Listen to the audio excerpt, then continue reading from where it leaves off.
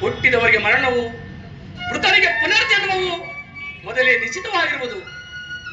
ಅವಶ್ಯಕವಾಗಿ ಆಗಬೇಕಾದಕ್ಕೆ ಮೂಡಂತೆ ಚಿಂತಿಸಿ ಫಲವೇನು? ಯುದ್ಧವು ಕ್ಷತ್ರಿಯ ಧರ್ಮ. ನೀನು ಧರ್ಮವನ್ನು ಪಾಲನೆ ಮಾಡು ಅರ್ಜುನ. ಪರಮಾತ್ಮ, ಯುದ್ಧದ ಹೆಸರೆತ್ತಿದರೆ ನನ್ನ ಸರ್ವಾಂಗಗಳು ನಿಶ್ಚೇತಿತವಾಗುವುದು. ದುಸ್ಸಹ ಸಸ್ಯಾಧಿಕಗಳಿಂದ ಸರ್ವಾಂಗಗಳು ನಿಶ್ಚೇತಿತವಾಗುವುದು.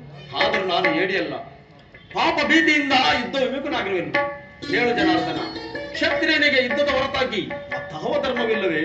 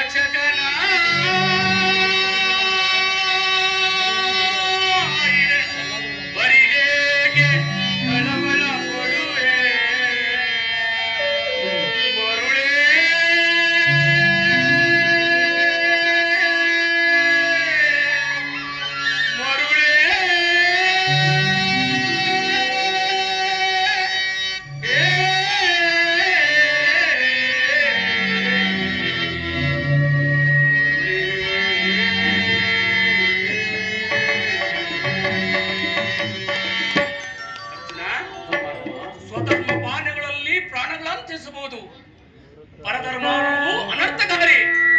ನೆನಪಿರಲಿ, ಇದು ಧರ್ಮಯುದ್ಧ. ಈ ಯುದ್ಧದಲ್ಲಿ ನಿವೃತ್ತನಾಗಿದರೆ ಸ್ವಧರ್ಮವನ್ನು ಉಲ್ಲಂಘಿಸುವ ಪಾಪಕ್ಕೆ ಗುರಿಯಾಗವೆ. ಆ ಕೀರ್ತಿ ಬಾಧನೆ ನಿಂತಿವೆ. ನಿನ್ನಂತಹ ಸಂಭಾವಿತನಿಗೆ ಆ ಕೀರ್ತಿ ಮರಣಕ್ಕಿಂತ ಹೊರತರವು.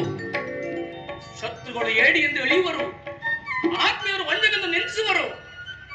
ಅಜ್ಞಾನದಿಂದ ಕರ್ಮಭ್ರಷ್ಟನಾಗಬೇಡ ಪಾರ್ಥ. ಪರಮಾತ್ಮ, ಈ ಯುದ್ಧದಲ್ಲಿ ನನ್ನ ನಿರ್ದಿಷ್ಟ ಕ್ರಮವೇನು?